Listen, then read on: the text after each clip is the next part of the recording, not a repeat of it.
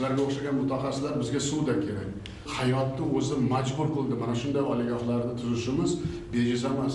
O'zlaring ko'rib turibsizlar, yashil energetika yo'q-ku bizda. Qilsa bo'lar ekan-ku.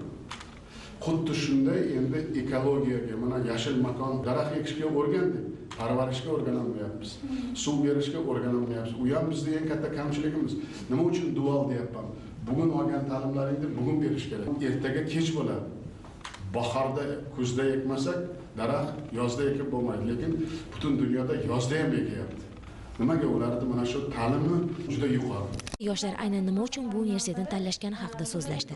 Biri bankir, u ekologik loyihalarni moliyalashtirishni o'rganyapti. Ikkinchisi huquqshunos, u yana advokat ham yurtimizning ekologik manfaatlarini himoya qilishni istaydi.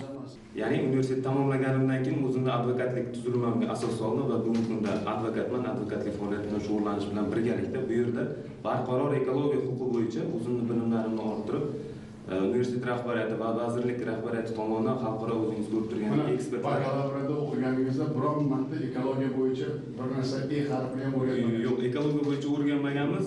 Imkoniyatlarni yaratib bergandan keyin mana keldik, xalqaro ekspertlar chet elga borib o'rganishimiz shart emas. Ularda o'zi xalqaro ekspertlar, xalqaro top 100 talikka kirgan universitet professorlarini jalb qilib, xalqaro ekologiya, xalqaro atrof muhitni himoya qilish huquqlari bo'yicha bizga o'zini tajribasini beryapti.